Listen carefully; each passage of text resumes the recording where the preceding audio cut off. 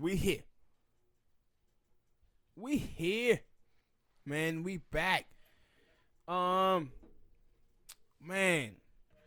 ADOS family. I told you guys a while back.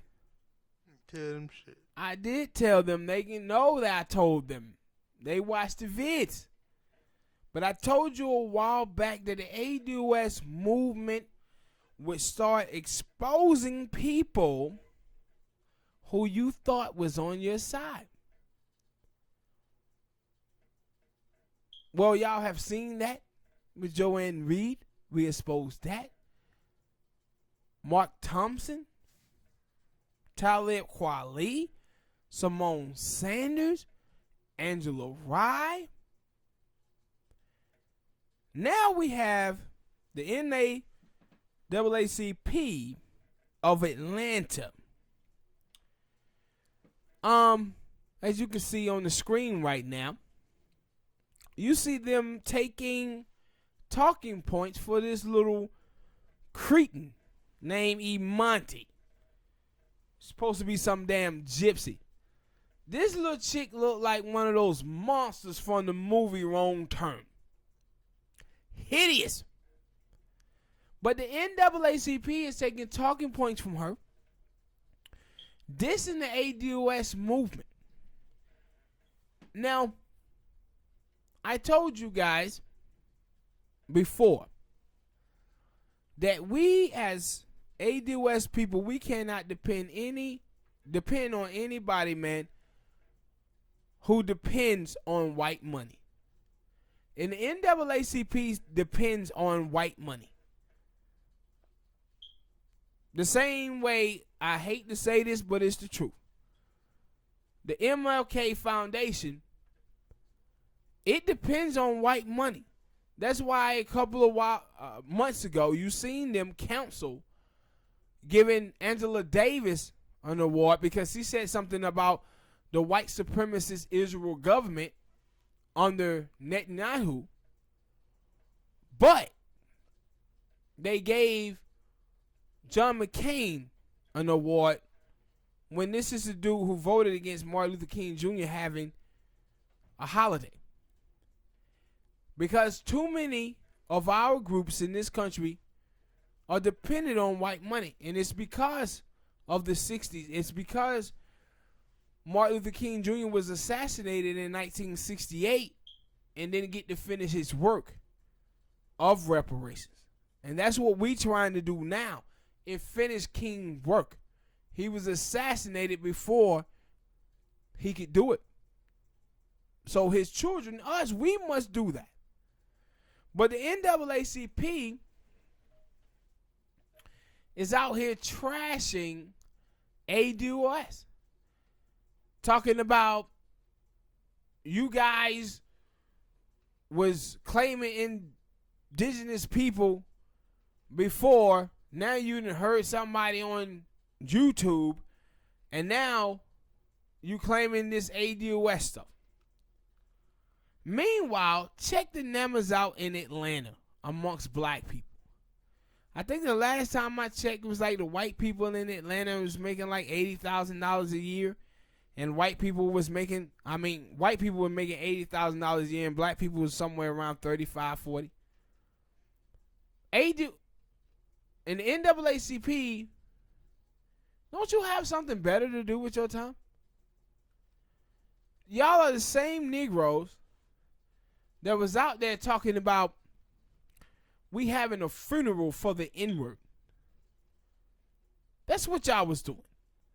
Black people have more important things to worry about than the N-word.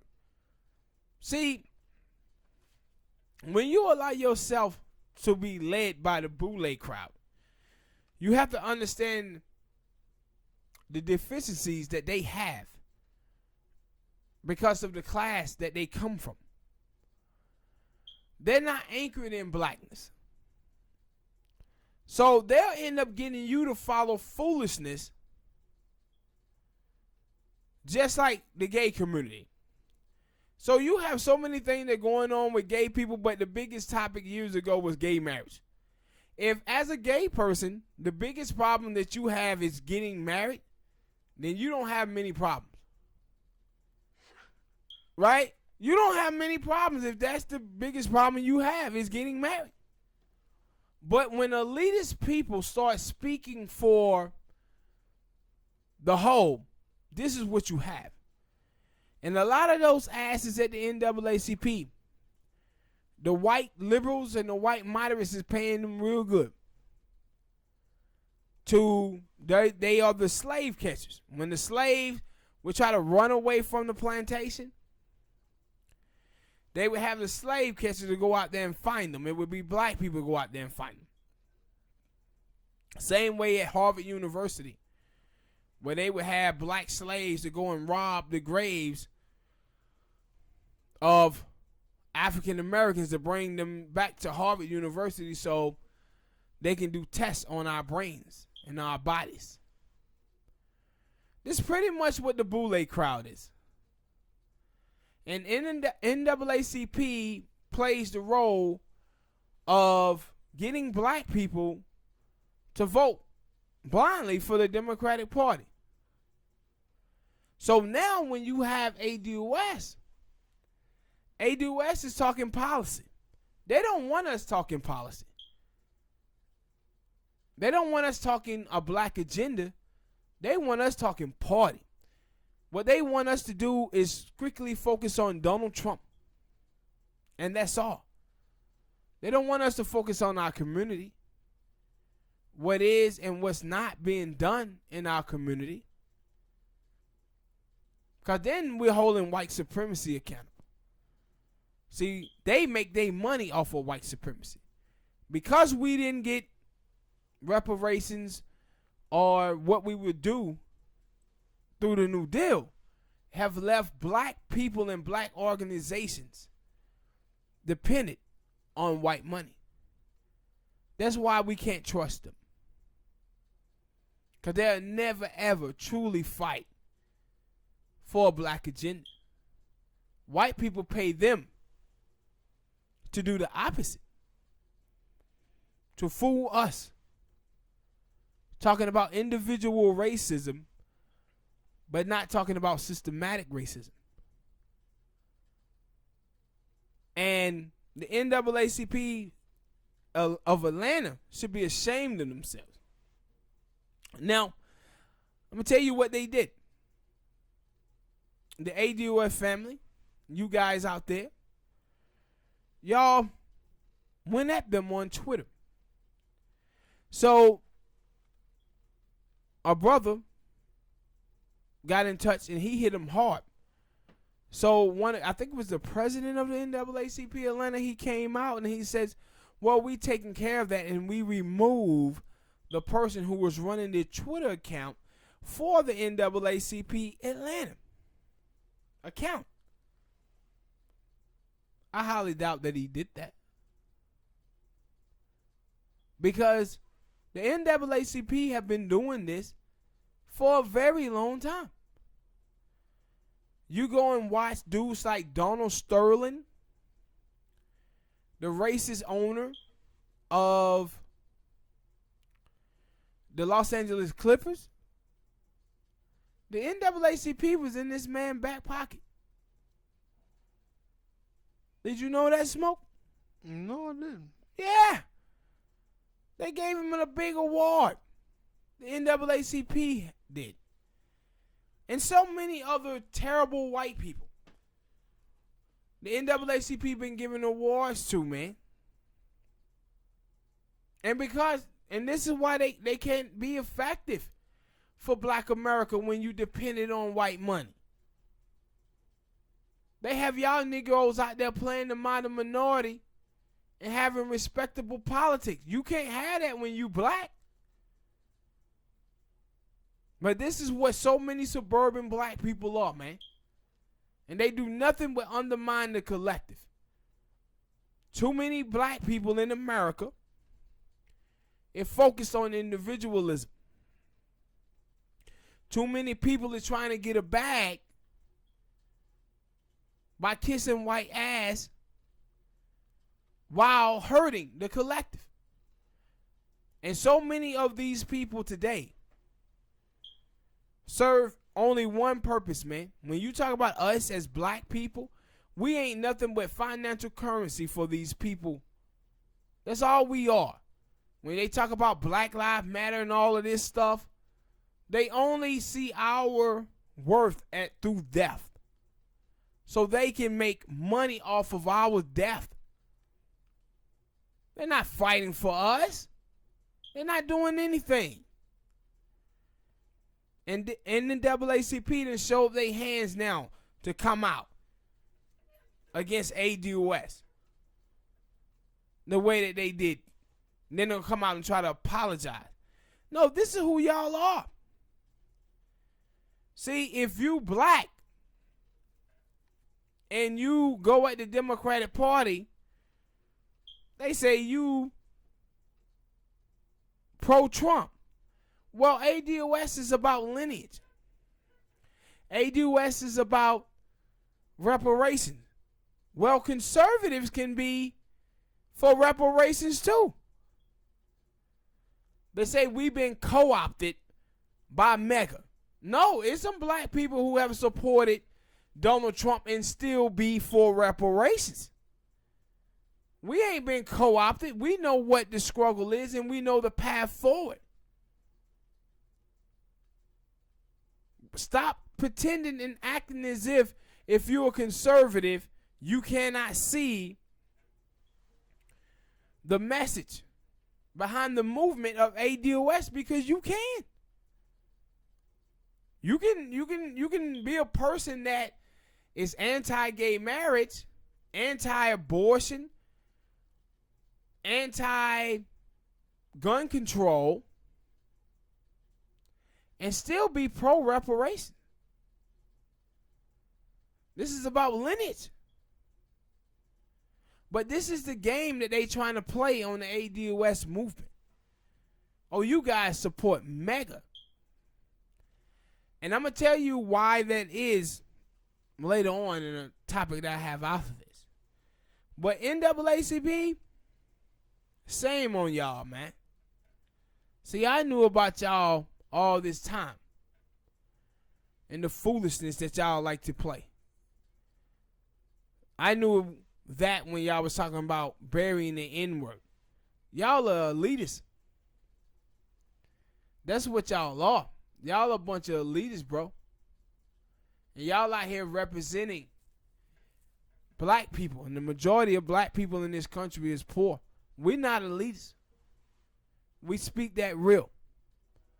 While y'all are out there anchored in whiteness and speaking for black people.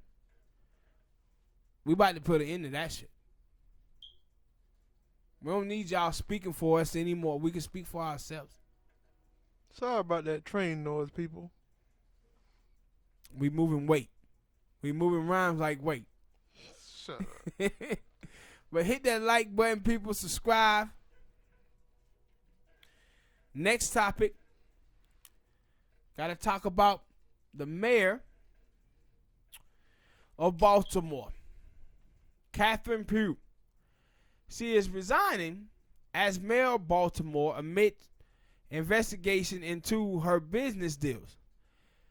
She was under fire for selling $500,000 worth of her children books to a state hospital network where she was on the board. She made over $800,000. See, I want y'all to understand something, black people. Too many times, we as black people, we have a problem. And that problem that we had for a long time. Back in the 60s, we as black people, we followed a leader. And that leader was named Martin Luther King Jr. It's never good to follow a leader because a leader can be assassinated and the leader can be bought off. What you do is you follow the ideology of a leader. Now, Martin Luther King Jr., he said that in America, the white moderate is worse than the Ku Klux Klan. Because the white moderate is too focused on order and not focused on justice. We as black people have been voting for a white moderate for the last 50 years. The white moderate, the white centrist. Now, home ownership in black America is at a 50-year low. We as African Americans own as many homes today as we did in 1964 when discriminating against us was legal. We as African Americans have made zero economic gain in the last 50 years. Martin Luther King Jr. was right about white moderates and white centrists. Martin Luther King Jr. also said that in America, when you're talking about the plight of the Negro, you're talking about billions and billions of dollars. He said in America that becomes tricky because you're now talking about capitalism. But he said if black America ever going to get truthful about the plight, not black America, but America getting truthful about the plight of the Negro, you're talking about America accepting a type of democratic socialist system. Now,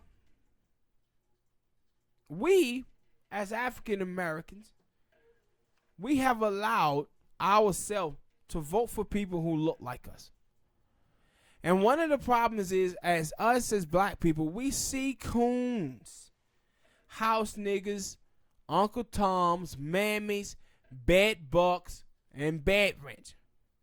But somehow when we see black people who running for political office, it seems that all of this leave our mindset. And one of the reasons why is because we have allowed ourselves to be led by some of these wicked baby boomers. And baby boomers, a lot of them, not all, because we have some supporters here at the Lib&Smoke show who are riders. Shout out to the sister Charlene, your 2 kids and your 2 grandkids. We seen you. We have riders. But too many baby boomers have taught their children respectability politics, how to be the modern minority in white spaces, and they have hurted us as black people tremendously. So now you will hear black women, I've seen sisters on the internet talking about how they hate working for black female bosses because black female bosses telling them that they being too aggressive. They're telling you to assimilate to whiteness. Kiss white ass to make a buck in America. But what you're doing when you do that, you're passing down the hardship to younger African Americans. See, we have all of these black people today in America, young African Americans, who choose to try to be rappers and ballers because they don't see themselves being represented in corporate America. And the reason why, because the black people who are there have been kissing white ass and trying to be the modern minority and have respectable politics, leave the young African American children feeling like they don't belong in those spaces. Now, this woman, Catherine Pugh, y'all shouldn't feel sorry for her African Americans. And the reason why you shouldn't is because this young lady, she made $800,000 off of these book sales. But one of the things that she did, and if you know about Baltimore, you know Baltimore is one of the poorest places in America for us African Americans. But Catherine Pugh vetoed a bill that would raise minimum wage to $15.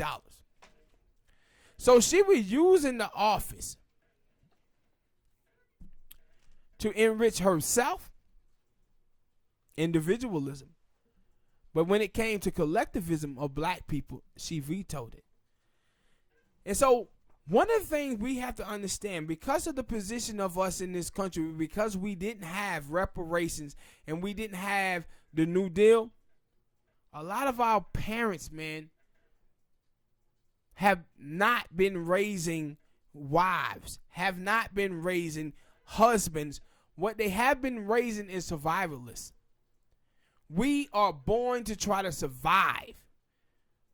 This is why I talked about before AIDS and HIV running rapid in black community, because black men and black women are both having survival sex.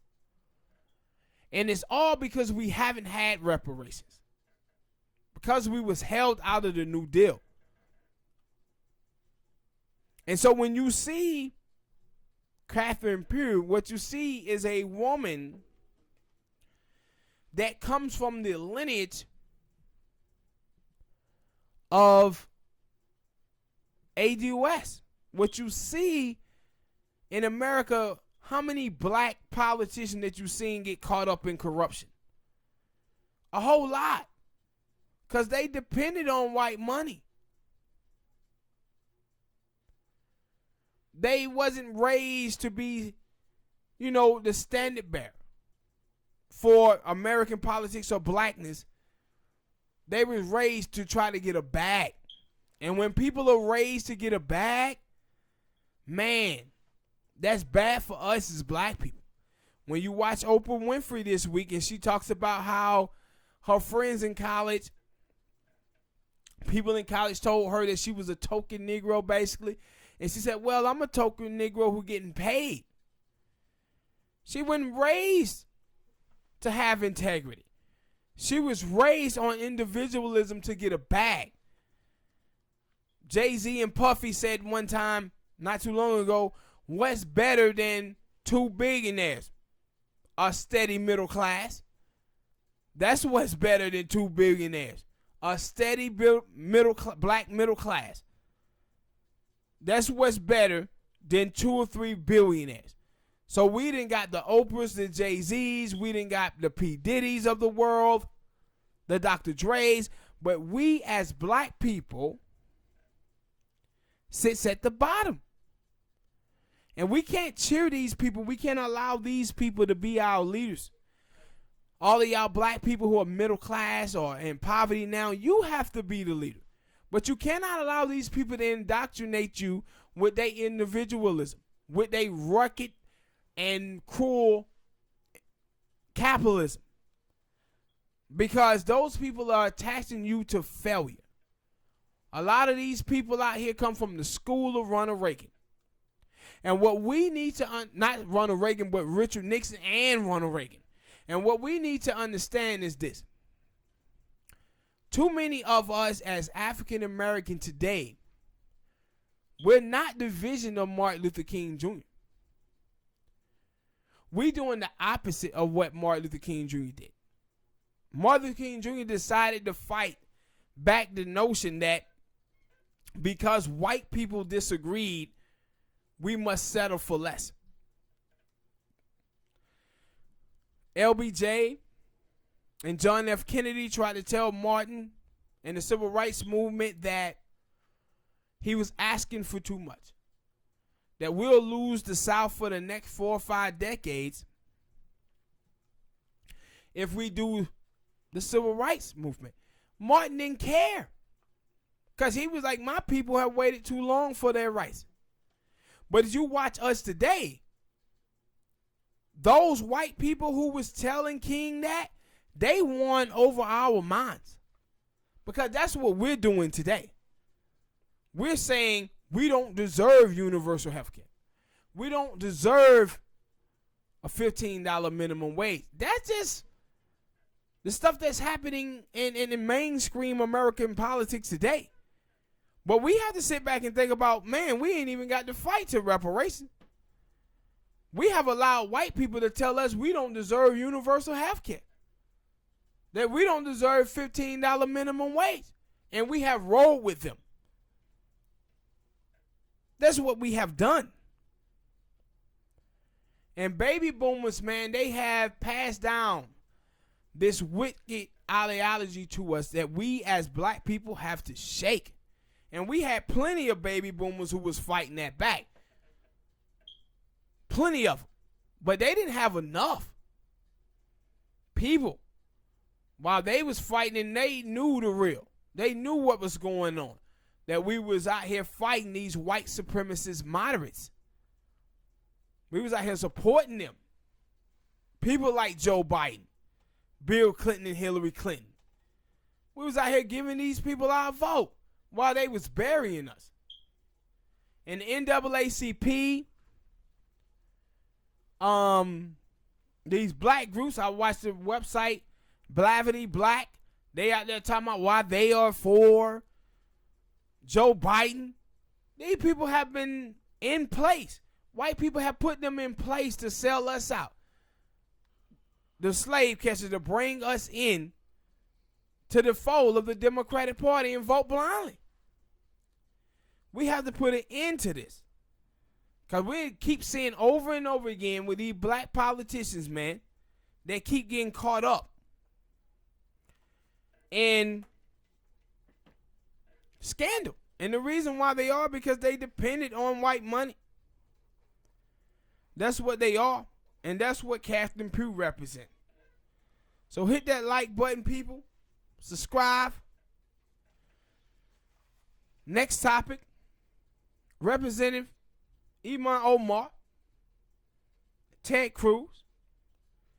Ted Cruz criticism of the left as being anti-Semitic for the Israel white supremacy government that being led by Netanyahu. He criticized the left. He criticized Ilhan Omar. Y'all see that now with these black immigrants. You see that they attack these black immigrants the same way. They don't see that she's Somalian. They see that her skin is black. That's what they see. So Ted Cruz, he basically tried to blame her for some bull crap. So Ilhan, she hits back. And she's saying that white nationalists literally terrorized a synagogue during the Passover yesterday, and you have yet to say anything. That's fact. But what I want to point out here to you black people is that the way she hits back. She hits back in the proper way. See, too many times what we do as black people, and when white people attack us, we start trying to prove that we're not what white people say we are. And the next topic I'm going to talk about, I'm going to elaborate on this a little bit more. Oh, also, ain't Ted Cruz ever be Latino? That motherfucker ain't Latino. That's a cracker-ass cracker. That's what Ted Cruz is, a cracker-ass cracker. But normally, this is what we do as black people. White people say, oh, black people like watermelon. Now we trying not to eat watermelon. White people say, oh, man, no, black people are angry. So we go around white spaces trying not to be angry. White people say, oh, man, you know them black people, they love them some fried chicken. Now black people talking about, I don't eat fried chicken in white spaces. We keep trying to prove white people wrong about the racist stereotypes that they have us as a people. White people come out here talking about Chicago. What about Chicago? Now you got all these African Americans out here talking about, man, us as black people, we keep killing ourselves. We keep talking about white people, we keep killing ourselves. We keep trying to prove them wrong about the stereotypes that they have of us. But white people go around here and shoot up all the schools in America. Ain't nobody said nothing. R. Kelly. R. Kelly, man, he's sleeping with all these young people. Well, every day in your TV, you see white women out here sleeping with their students. Ain't nobody white said nothing about it. Ain't nobody attaching whiteness to those white women who are sleeping with their students. White people go around here. You had a white man not too long ago shoot up 400 people in Las Vegas. Did you see anybody attaching whiteness to that? I did. Who you saw doing it? You. Yeah, that's what I meant, me. Yeah, you was doing it. But you don't see anybody white doing that. You don't see the white moderates doing that. You don't see the white progressive doing that. But every single time when it comes to African American, we are always somewhere trying to prove the stereotypes that white people say about us is not true. But what you doing, instead of trying to hold black people accountable for the things that they're doing, you need to hold white people accountable for stigmatizing and dehumanizing African Americans. Because what white people have the luxury of doing in this country is to be judged as an individual. But what white people do is they judge black people by their worst example while judging themselves by their best examples and their best intentions. And we need to understand that and find a way to fight back properly. And that's what you're seeing Representative Omar do to Ted Cruz. She tell him, what about the white dude that just shot up the synagogue? How come you haven't mentioned that? But we continue to allow white people to get away with this foolishness, and it must stop, people. Hit that like button, subscribe. Next topic, Muhammad Noor. Who is that? He was convicted of murder. Remember a couple of years ago, a little white lady said she heard a noise out of the house. She went and saw what it was. And she went up to the police officer. And the police officer didn't know who he was because he thought she was a perp. So he turned around and he shot her and killed her. No, I do not remember. You didn't hear about that? No. Well, he was convicted. I think 3rd-degree murder and some other charges. And just like the last topic that we discussed, I want to talk about here. The way, again, this is a Somalian guy. He comes from the same place, Minnesota, as Iman Omar.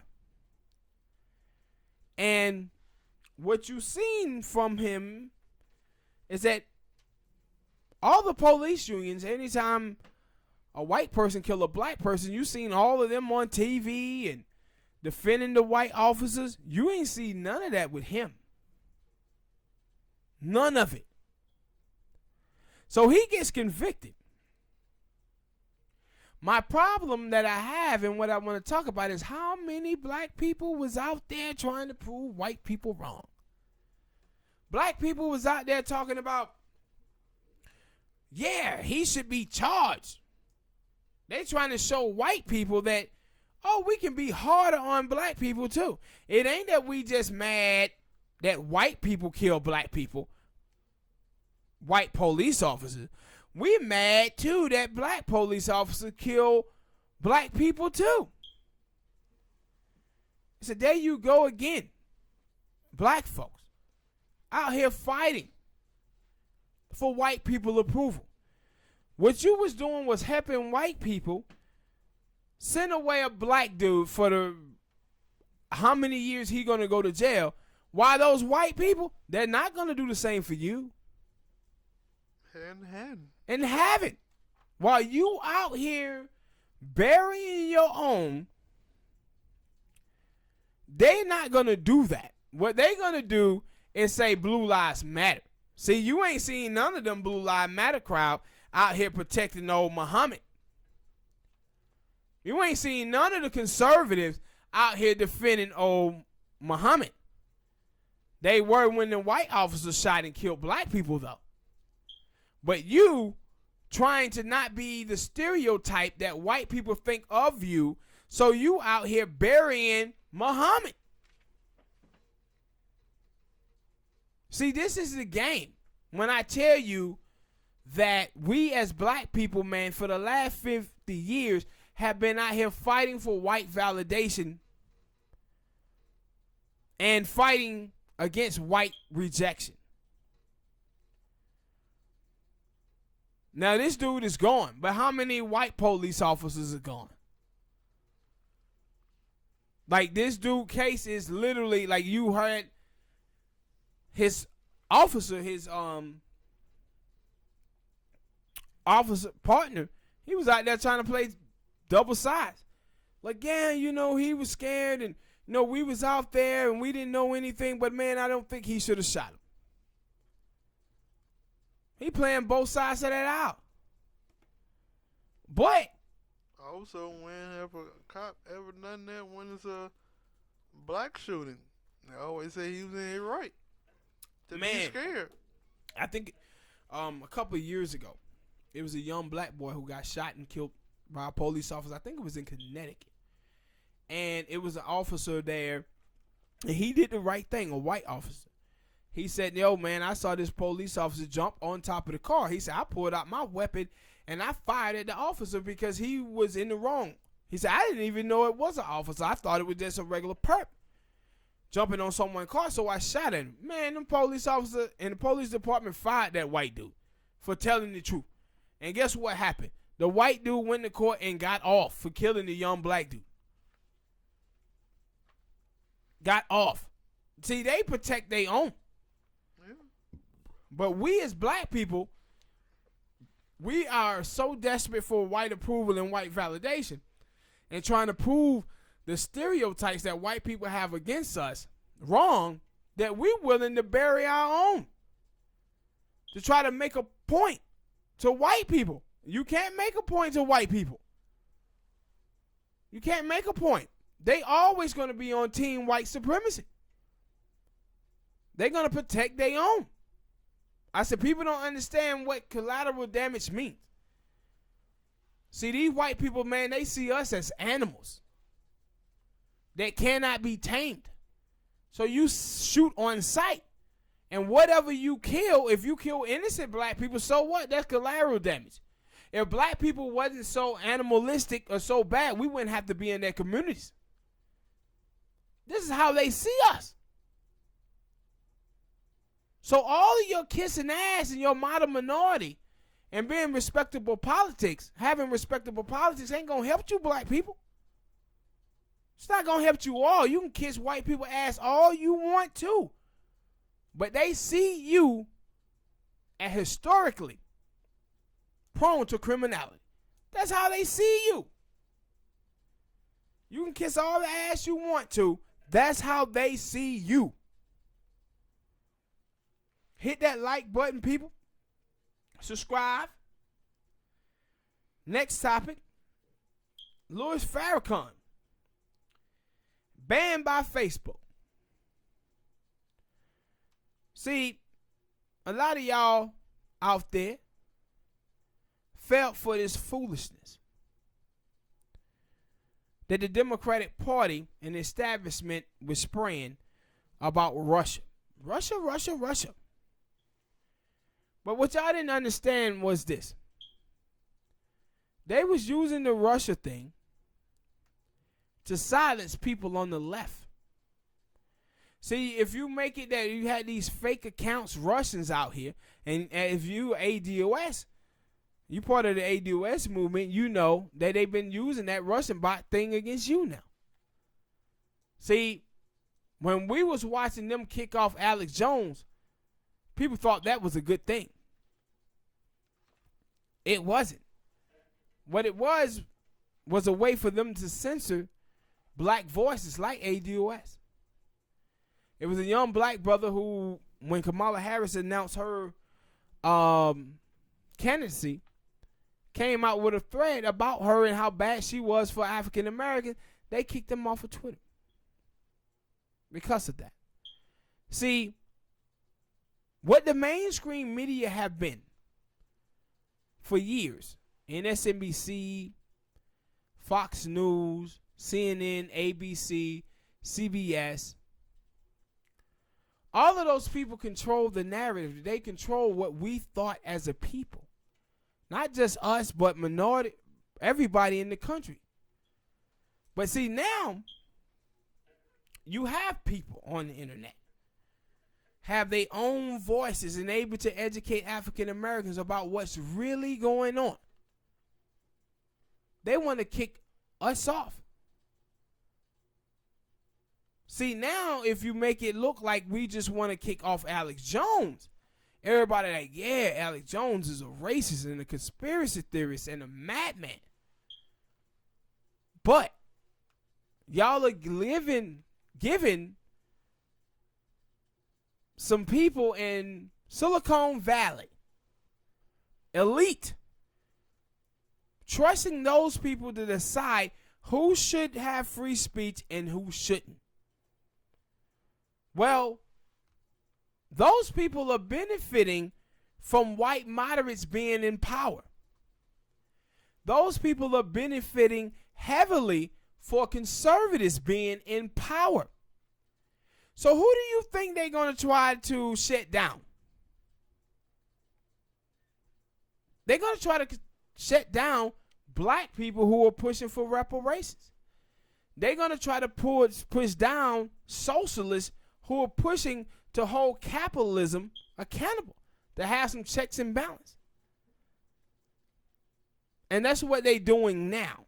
So they treat Louis Farrakhan and say, we're going to put Louis Farrakhan in the same breath as Alex Jones or Milo or Richard Spencer.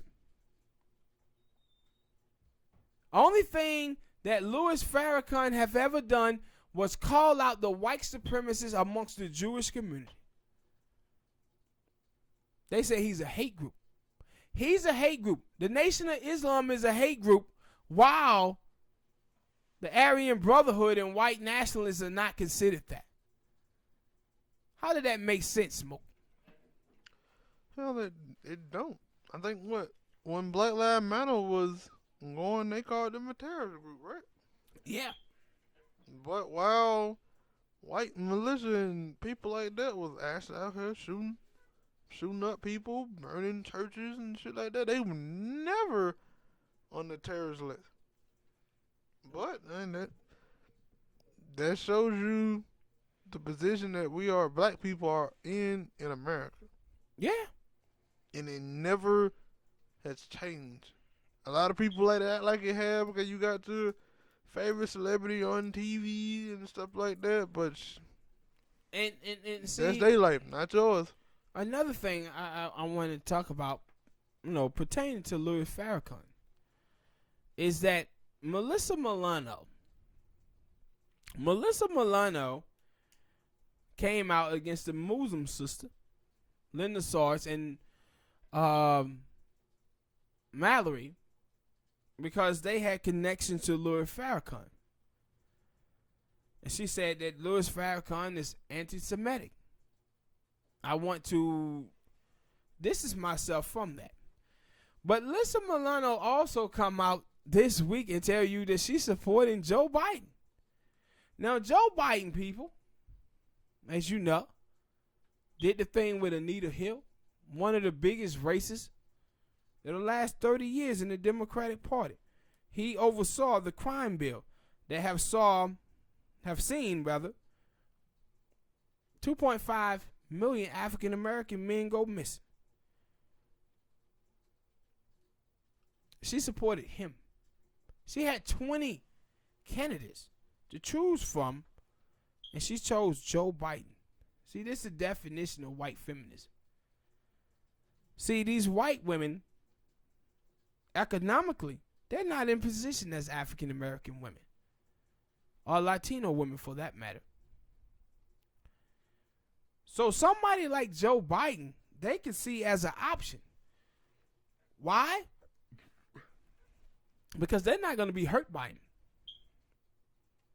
This is why the whole feminism shit is bullshit. It gets black people, black women specifically, to not focus on black liberation, but white women telling them that they have some type of situation where both black women and white women have a common struggle, when they don't. White women has it easy in America. And the reason why, because white women have overseen the oppression of every other minority group in this country, right with their white men. White women benefit from white supremacy because of their proximity to white male patriarchy. But somehow they have fooled a lot of black chicks to believing that white women have their best future in mind. Then she comes out and Melissa Milano supports Joe Biden, showing you that no, she doesn't have the best intentions for black women, because she don't give a fuck what Joe Biden did to Anita Hill.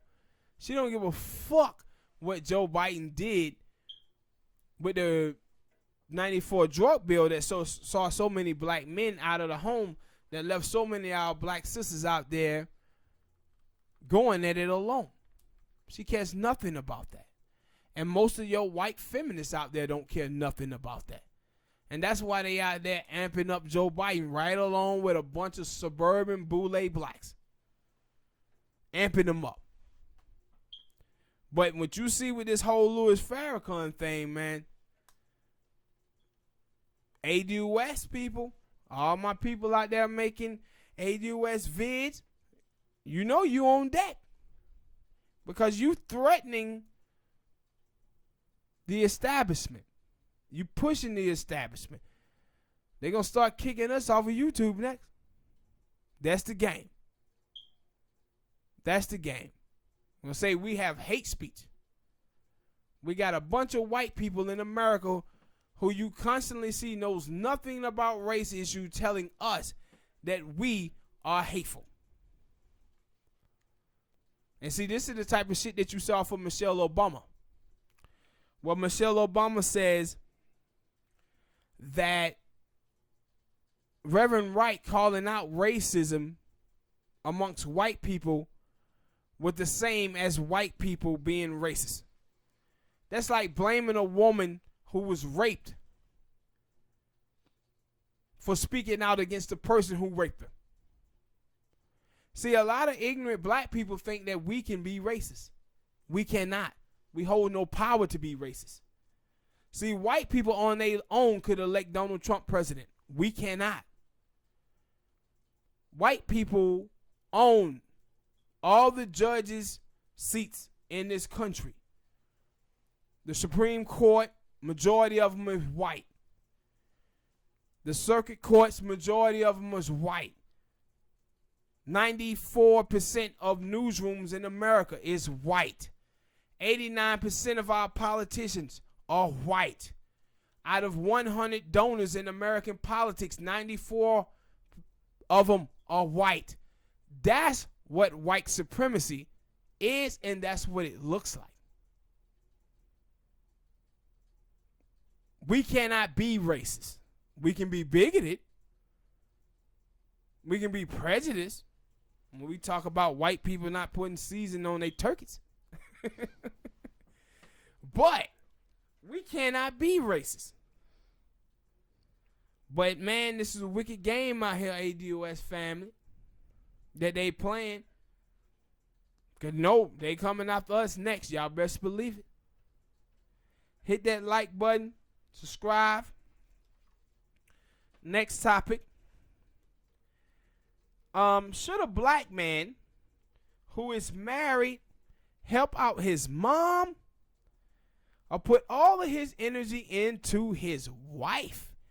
And I asked this topic, bring this topic up because I seen some black sisters online criticizing black men who wanted to help their black mothers. I want you to go on this smoke and then I'll come back in because I think you have some say so on this one. Yeah, those are the dumb people you see on Twitter. Dumb women. I haven't seen. I don't want to say dumb women because they're gonna kind of seem like I'm talking about all. I'm not. I'm talking about the certain ones. I never got that. I never got those type of sayings from women. I never understood it because they would say men who are mama boys, they could never date a dude who is a mama boy. But if he's a mama boy, that means he loves his mom. What's wrong with loving your mom? And I always tell you that when you say about kids who are rebelling against their parents and things like that, it's never dudes. It's never dudes who are rebelling against their parents. It's always women. I don't know what it is. I don't know if it's something in the DNA. It's always women. Like dudes, like what, you're not supposed to love the mother and father who gave birth to you, who took care of you. You're not supposed to take care of them. I don't get it. I see it a lot. That's why I ignore it. That's why I ignore it because it just dumb. Like, really, you're not supposed to help take care of your mama who took care of you for however many years. And in this day and age, it is some people who live with their parents till their 30s or older. Like, what? And when you finally get on your own, what? You're not supposed to help your mother out? Not supposed to help your parents out? They helped you out. They paid, they did they went over and beyond to take care of you. And now when you get your own stuff and whatnot, I'm supposed to just drop everything and start taking care of, or start doing like I just don't get it. Like, you would think that women would want a man to take care of his mother or his parents, period, because that means that he can also take care of her. Yeah. But the fact that you're saying, no, don't take care of your parents no more, just let them go off to some land and die off, and you just give me everything. Then what is he gonna do when he have kids? Because are you gonna still tell him, no, you supposed to take care of me, not your kids? See, for me, again, I talked about this a little bit earlier. We haven't been raising in our community wives. We've been raising a lot of women who want husbands, but they don't want to be wives. We've been raising survivalists. And that's what so many of our young black sisters have been raised being, survivalists. But people in this country, man, African Americans, we don't understand what it is to be black in America because we live in proximity to white freedom. But when a black person in America has a family member that dies, it takes 3-4 weeks for us to bury them. Why? Because we don't have the money or the wealth. Because we've been held out of reparation and held out of wealth. Where we had to have fish fries and car washes, and families are scrapping and to get up money for a funeral. That's what our lives are.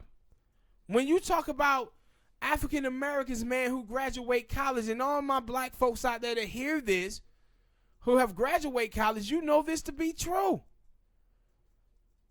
When you graduate college, everybody who in your family is calling you to borrow money. Because our people, man, we have sickness that goes undiagnosed because we don't have the money to go to the hospital and get checked. You had a situation where your mom and dad went to the hospital, found out how much the money it was going to cost for them, they decided, no, I can't go in here for this. Our moms and dads have been risking their life for our black behinds, man, this whole time, bruh. Not going to the doctor, trying to make sure that they put food on our table and take care of us. That's what our moms and dads have been doing. And we sit around here and look at this situation black women do and say, oh my goodness, he shouldn't be doing this for his mom. He's supposed to be focusing on me. Bitch, you crazy. You always take care of your mama.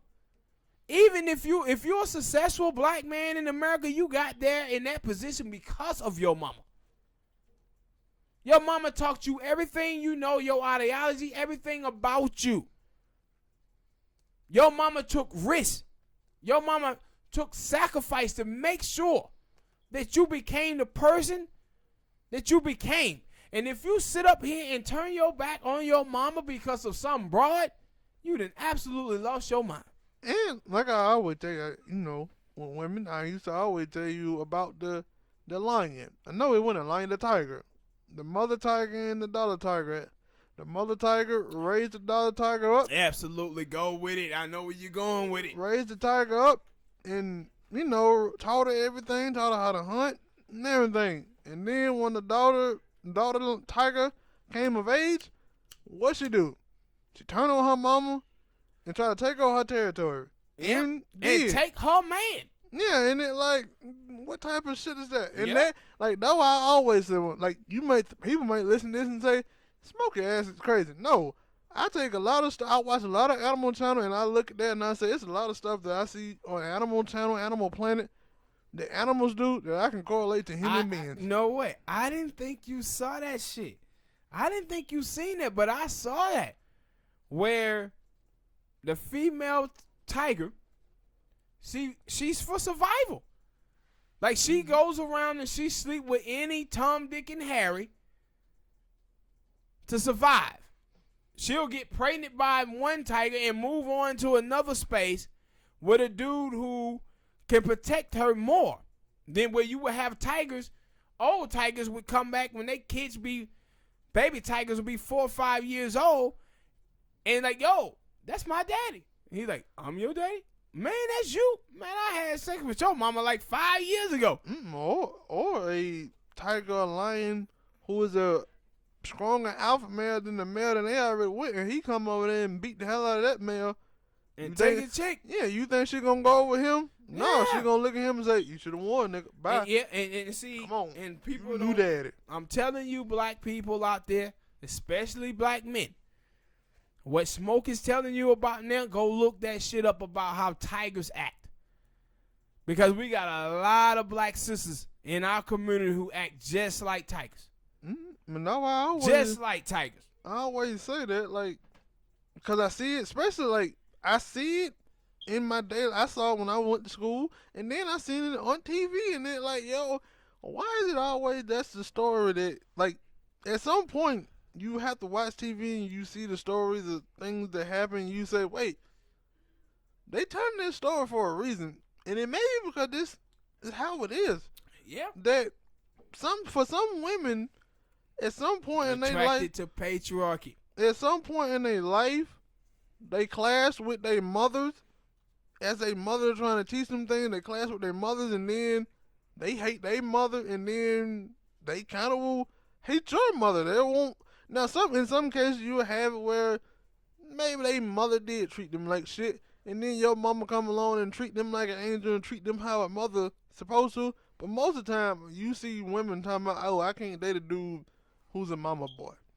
But see, my thing is, man, because this was a conversation that was started with Davis for the Pelicans, and he was talking about how he feel an obligation to do things for his mom, and these black chicks was on there saying that, nah, you supposed to pay all the attention to me.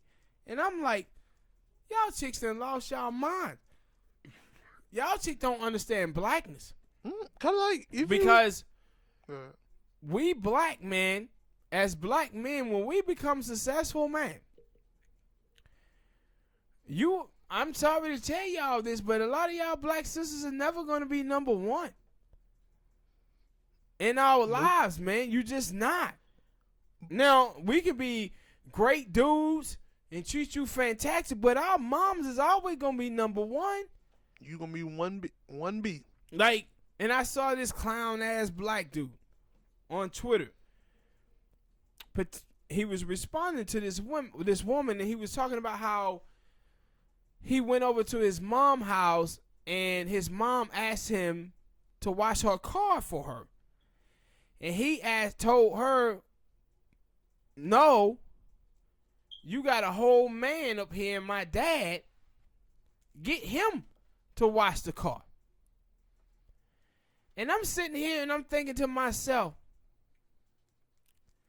look here, dude. Your mom raised you. She raised you. She took all the sacrifices to try her best to put you in a good position. And what you come through with, you now willing to sell your mom out for some chick. That's your mom, man. I don't give a fuck how much money I have or how in love I am with some girl. If my mom asked me to go grocery shopping for her, I'm going to do it. She asked me to cut her grass, I'm going to do it. That's my mama, man. Should no chick be asking you to turn your back on your mom for her? My thing also for them chicks is like, y'all asses might not be planning on to have kids and having kids because you have kids, the chance you're gonna have a boy, and y'all must not want that boy to come love back his and mother. help you. And Yeah. that's why I say, like, people don't understand blackness, Smoke. They don't understand what it is to be black in America, man. They just don't. They don't understand what it is, man, to be black. Like, in America, when you black and you become successful, dude, one of the things is, I was watching the story of Junior Seau. And Junior Seau grew up poor. Like a lot of people. Like a lot of people. And one of the things is that Junior Seau, once he became NFL player, he had all his family members that were asking him for money. And he was like, yo, they draining me. But listen, dude, you in that NFL because of them people. They helped you. Now, it's get to a point where you don't jeopardize your family for your immediate family for your family members. You don't let them take enough money from you to the point where you getting kicked out of your home and you can't feed your kids. Mm-hmm. That it always a point where you say no. But for you to feel like, man, I don't want to do these things for these people, dude, you basically have accepted capitalism. That's what capitalism is in America. It's rich people and black people who think like this and then be talking about I'm voting against Republicans. No, you are a Republican. Mm-hmm. That's what Republicans are. Republicans are rich people who have benefited off of the workers who work for them but don't want to pay those people a livable wage. Like, my thing is, like, when you, like, we see Dion. When Dion say, yo, the first thing I did when I got drafted was take care of his mama. I took care of my mama. I told my mama, you ain't got to work no more because I got you. Meaning, whatever you want, I got because I'm finna break the bank. And when you listen to all these players some of these players who get drafted in the league, what they say? When they ask them, like, yo, what the first thing you gonna buy? My mama. My mama house. Damn right. The dude, Josh Jacobs, who just got drafted by the Raiders. Now, he didn't say that, but I'm pretty sure that he said the first thing he gonna buy is his daddy a house. Because him and his daddy usually had to sleep in his, I think it was his SUV or something because they were homeless. Yeah, man. Like his dad, I don't know what his mom was, but they made sacrifices to try to help you. The queens of our society. They are the queens of our society. Black women are. They the queens, man. Hell, like if you be problem with that calling them queens. If you a black man and you become successful, and you ain't gonna take care of the queens, your mom? Are you serious? Man, I die for my mom. What you talking about, man? Like my mom now got to go to the doctor on the 7th for a lump that they found in a test. I've been worried about that shit ever since. That's my mama, man. And these chicks out here are telling you that you got to choose between them and their mom and your mom. I'm choosing my mom every time. My mama been there for me my whole life. A lot of y'all chicks out here only with the dudes that you with because what he can do for you financially. That's what you jealous of. That he taking some money to help his mom and taking away from you. This is when you come from a single parent household, bruh. Like when you hear people talk single mom, they ask them what was it hard being a single mom? The first thing they go to is money. They never talking about not having a father there to teach their kid how to treat a woman properly. They never talking about how I needed a father there to teach my kid how to deal with bullying.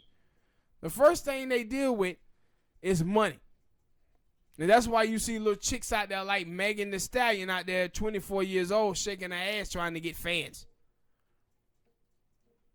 This is why you see Cardi B talking about drugging dudes in hotel rooms. Because the only thing they parents didn't taught them about is money.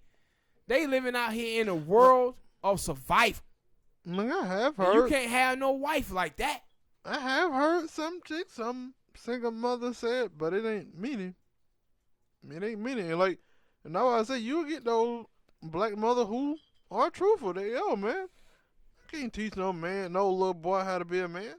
Yeah. There's certain things that, cause I have heard them say that, and I was like, but you get them other motherfuckers who are cocky and who are like, no, I can do anything a man can. Yeah, it's just crazy, bro. It's just crazy, man. Crazy. But hit that like button, people. Subscribe, donate to the channel so we can get better equipment, to produce a better show. Thank you for your support. Next topic. We had panic at a South Carolina high school after a girl posed with a gun in a stunningly racist Snapchat post. In the post, the girl is holding a sign that says, "We kill niggas for free." Now, Somewhere in the South? South Carolina. Yeah. Now, this is the thing that I talk about with like cats like Charlemagne. Charlemagne, little dumbass, a couple years ago, said he was fascinated about the white girl, Tommy Lauren. He couldn't believe that she was racist because she was young. And because she listened to hip-hop music, he could not shake that. And it's like, you watch and see how slow black people are when they say shit like this. Because the white women during slavery were sleeping with black men. The white men constantly raped our black queens.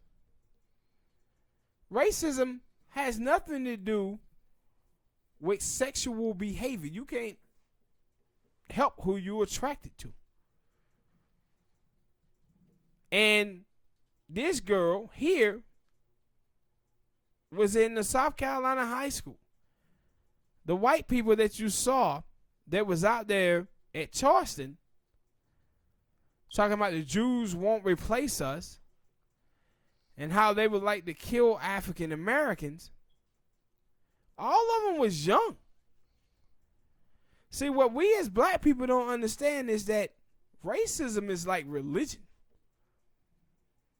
The same way people pass down religion to their children, also sports teams. If you watch people didn't choose who they cheered for a sports team. Their parents chose that. Whoever the team was that their parents cheered for when they was young kids, that's who they cheered for. And this is the same thing with racism. When you listen to ignorant people like Charlemagne, these niggas seem to believe that racism died when Martin Luther King Jr. died. They keep getting fooled by black entertainment that because white people listen to our music or they smoke Newport cigarettes, that they're not racist against African Americans. Yes, they are. See, the thing is about a lot of white people that you go to school with, they all are trying to do what we be trying to do. What we trying to do when we teenagers. Know what we all trying to do? Fit in. We all trying to fit in. So if hip-hop is the hottest thing going, then those white people will indulge in our culture. Them the same motherfuckers that you will see years later out there pushing Tea Party politics. Or saying the black people that was in Baltimore or Ferguson are a bunch of thugs and hoodlums. The same ones. Because they never accept your culture. They never accepted your people. They never understood it. What they was doing was trying to fit in. Because it was the hottest thing going at that time. So people were shocked by this little white girl. I wasn't. I expect white people to be white people. I'm never surprised when a white person is racist. I'm surprised when white people are not racist. I'm not surprised when black people are coons. I'm surprised when black people are not coons. Because I understand what it means to live in a white supremacist society where white people have 90% of the wealth. What that means is they control our images. I talked about the girl, Megan Stallion. People said, oh man, is she the future of female hip hop? Yes, she is. Because white people love putting up images of black women being ratchet and only seeing themselves or what they have between their legs. You see Nicki Minaj and you see Cardi B. You had the young sister Rhapsody. She can't get any black female support. They have put these images in front of black women to make them believe that's what they are. They whores. This is what they did with the black exploitation films in the 70s. That portrayed black men as pimps and black women as whores. And that's what so many of us have based our relationships on today. The hooker and John mentality, where men have marginalized women down to tits and ass, and women have marginalized black men down to a personal ATM. Then you see the transition of black women feeling that they can escape blackness through a college degree. And then when they can't do that, they start talking about black men are trash, black men are garbage. And then they start praising who? White men. Because that's who they feel have the money.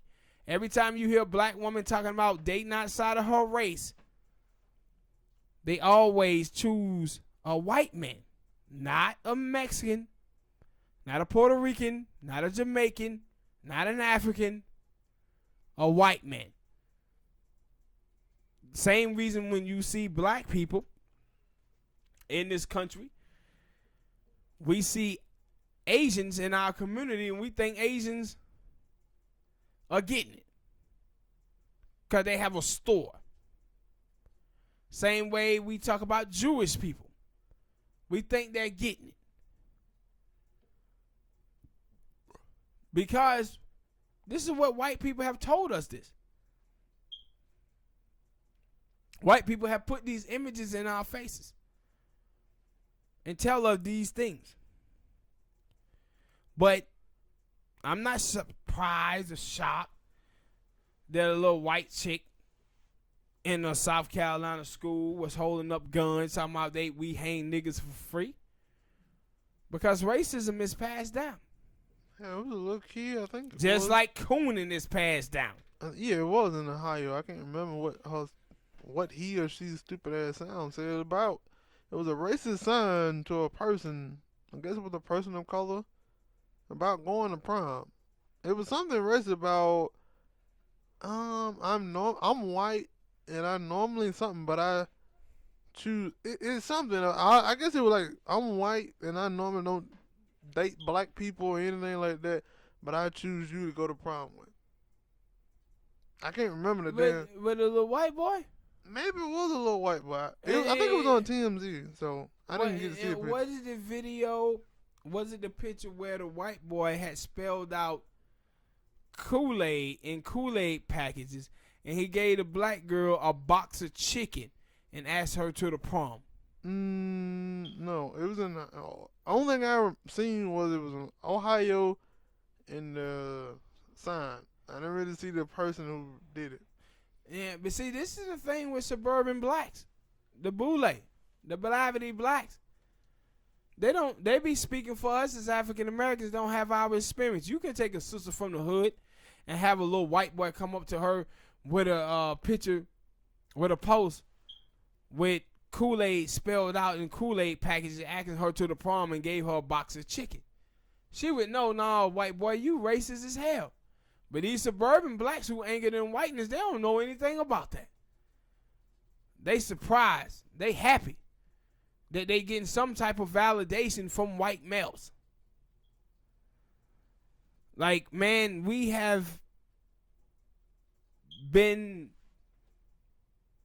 assimilated to whiteness and we have been colonized, bro. And we don't understand to the degree that we have been. We don't understand that. Like, for years, decades, we have told, like, suburban blacks that they sound white, they acted white, and they would base that on their education. Oh, I'm educated. Well, you have plenty of black people who are as educated and sophisticated, and nobody ever told those people that they sound white. Not ever. What those people are telling you is that you anchored in whiteness. You grew up in a white neighborhood, all white, predominantly all white school, white churches, your boyfriends, your girlfriends are white, and you feel more comfortable around white people than you do black. You have to fix that problem within yourself, because we're not wrong. We grow up around white people all the time in the inner city who have assimilated to our culture. White boys walking around with Timberland boots and Jordans and dressing and looking just like us. But you know what we don't do? We don't accept the anti-white shit in our communities. But what we do go for is we don't fuck with racist white people, man. And sometimes you will see white people who grow up in our neighborhoods be trying to play that role of being anti-white. Nah. We anti-racist white people. We anti-white supremacy. You can take that shit and blow it out your ass. This is the same, but the thing is, white people in white neighborhoods, they don't treat black people like that. They want black people to be anti-black. They want more Candace Owens, more Larry Elders. They want more. And too many of us as black people, we cannot wait to move to white neighborhoods to put our children there. And we be fucking our children up when we do that. Anchoring them in whiteness. Next topic, last topic of tonight. Joanne Reed is at it again, people. Now, I want to talk about this thing with Joe Biden. See, Joe Biden, the first thing he tried to do was to get Stacey Abrams to be his vice president. Stacey Abrams knew better because she know his record. Pertaining to African Americans, she knows all the racist comments that he have made. The 1994 drug bill, she know all of that. So, one of the things that when I tell y'all guys about white supremacy and how they control our images, one of the things I was thinking is when Joe Biden come out, the first thing that the mainstream media would tell you is that Joe Biden is leading amongst people of color, specifically African American women.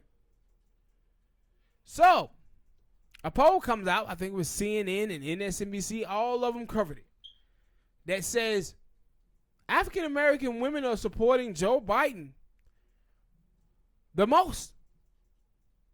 That black men are supporting Kamala Harris the most. This is what I felt that the mainstream media would do. And that's exactly what they done. So, Joanne Reed, she talked up Joe Biden black support and says that black people pick party line instead of an independent. Because a lot of Bernie Sanders supporters have been talking about his support amongst the African American community, because a lot of African Americans was choosing to vote for Bernie Sanders. So now she's telling you that black people are now supporting Joe Biden. See, this is why I don't like people like Joanne Reed. Because she's stupid. I told you before, the problem with black people, with Dr. Martin Luther King Jr., is that we follow the leader. And that a leader can be bought off and a leader can be assassinated while an ideology cannot. This same thing happens when you follow a party instead of an ideology. Partially, the thing that she's saying is true. Black people do follow party line. Black people believe that the Democratic Party is the good guys. The same way that white people think that police officers are good guys because of their experience. So when white people get on juries, they make excuses for police officers who kill African Americans. Because their experiences is that police are there to protect and serve us. So police do no wrong. They the good guys. This is the same way that idiots like Joanne Reed see the Democratic Party. I told you about what Martin Luther King Jr. thought about white moderates. Black people, last 50 years, have made no economic gain. Black people, home ownership is at a 50-year low. 7 out of 10 African American children born into a two-parent household falls back into poverty. 98% of African American women businesses have one employee. Black women between the age of 20 and 49 only have $1,000 net worth. The black middle class family without appreciating assets is only worth $1,000. This is what have happened because we as black people have focused on party and not ideology. So we have this idiot in Joanne Reed telling us that this is what we must continue to do.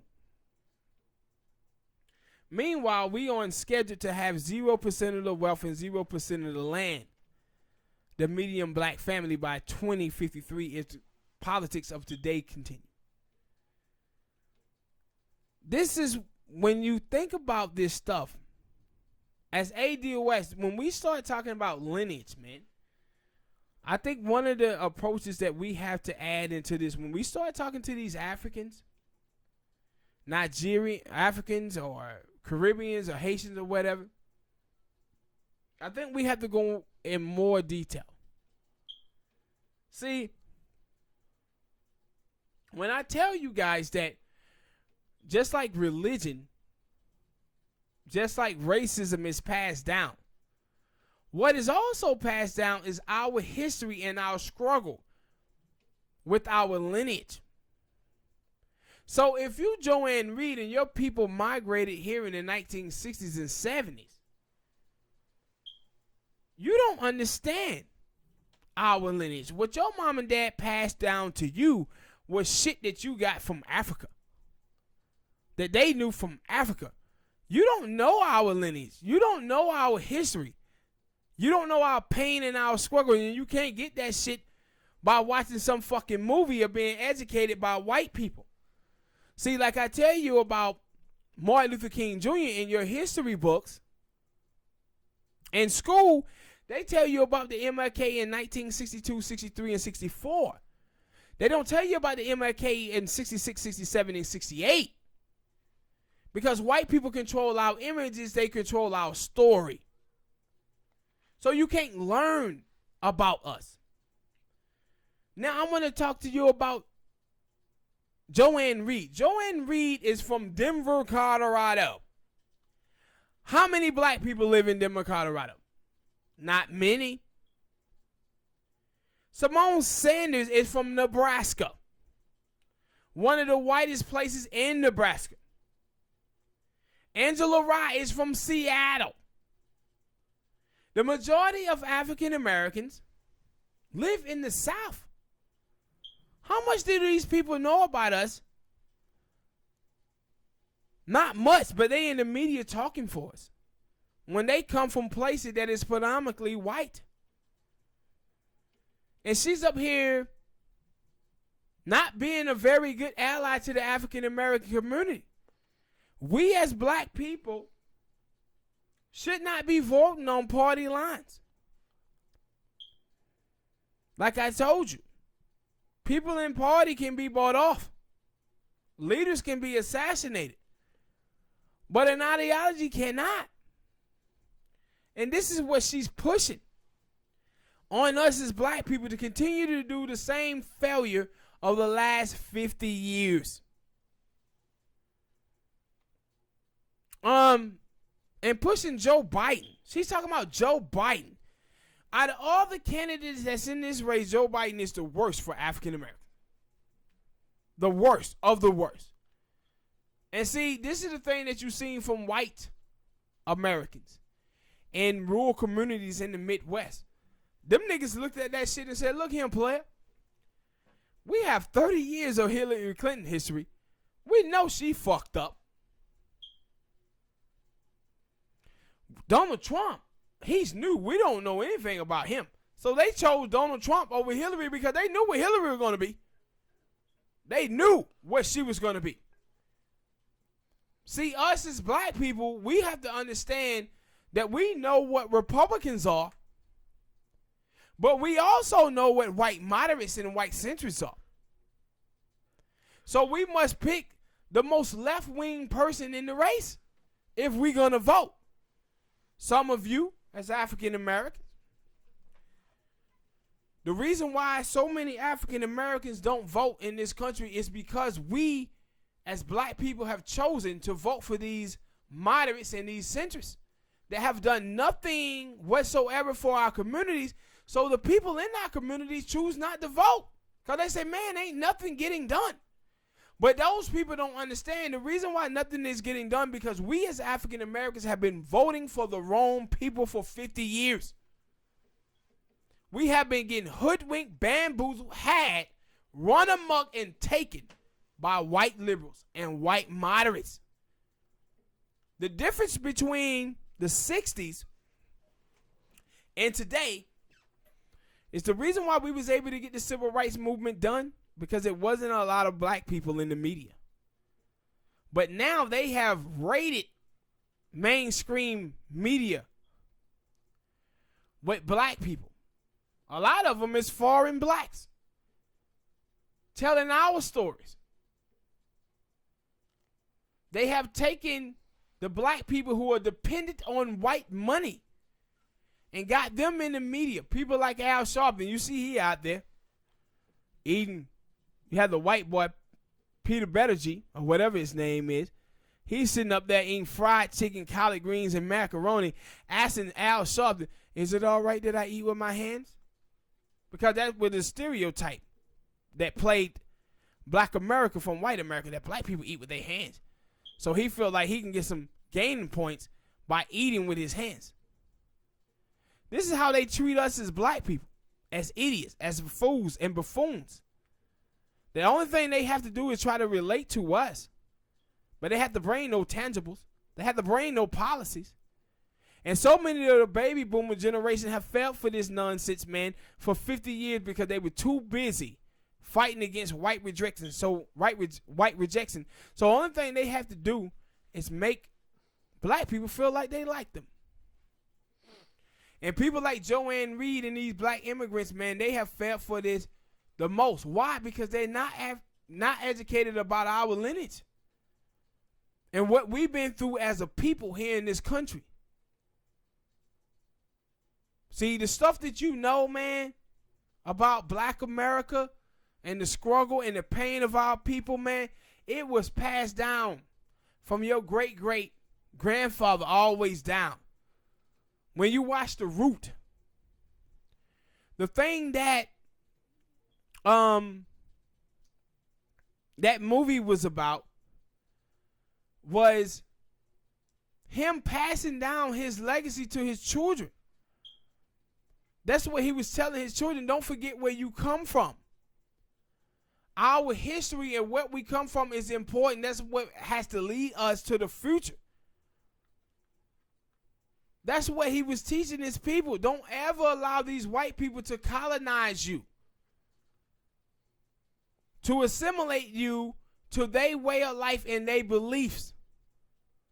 See, they colonized us with their religion of Christianity. We didn't believe in Christianity before we came here. They colonized us with their language, their attitudes. We as black people sitting around here now eating bad foods, with having hypertension, high blood pressure, because they gave us the scraps of what they was eating. We think that is normal now. Of soul food. And I ain't going to tell y'all to stop eating soul food, black folk. I'm just telling you, you don't need to be eating that type of shit 4-5 days a week. Sunday, though, have at it. But they pass all these things down to us. And that's what is it, dude? Kunta Kinte. That's what Kunta Kinte was doing. That's what the root was about. He was telling his people, his family members, all the traditions, everything that he got for Africa. Don't allow white people to talk you out of that. They want you to assimilate to be them. And when they have assimilated you, they got you. Well, now you will be voting and think you're voting for yourself, but you'll be voting for the interests of those people. And see, this is what Martin Luther King Jr. would not do. He kept his eye on the ball, him and the civil rights movement, to focus on black liberation and empowerment of African Americans. Him, Stokely Carmichael, and Malcolm X. We have gotten away from that, black people. We have allowed for white people to colonize us and assimilate us to the same degree that they have done to Africa. Africa is 90% black, but the white people there own all the land. But black people think they are empowered because the black people in Africa who's empowered look like them. But in reality, white people are there pulling all the strings. And not just white people. You see Jews there pulling the strings. Asians are pulling the strings. White Europeans, everybody is. They over there raiding Africa for all of the wealth. Africa is the most richest continent in the world, but they are looting Africa for everything. But Africans think they're empowered because the politicians that are there look like them. Look like them. And that's some of the same things that white people here in the States have done to us. They put people like Joanne Reed in high position to make us believe that we are empowered by her being on there. But what we don't understand is that what she is spewing is white moderate politics that have failed our African American community time and time again. This is what Martin Luther King Jr. was fighting against, him and the civil rights movement in the 1960s. So why are we still voting for it? Why are we still promoting it? People like Joanne Reed is a disaster for us. But she getting them little trinkets. She getting them butter biscuits because she is dependent on white money. That's what she is. And SMBC is employing her to be the slave catchers. To keep us as African Americans on the plantation of white moderate politics. If you watch all of the black people in the media, you see one consistent theme from them. Know what that is? To spread hate against Bernie Sanders. Soledad O'Brien, Bakari Sellers, Joanne Reed, Simone Sanders. She went from Bernie Sanders to saying that white men shouldn't be the face of the Democratic Party to now talking about Joe Biden, trying to sell you on Joe Biden. All of these black people are there for one reason and one reason only, and that is try to get a check for themselves. They talk individualism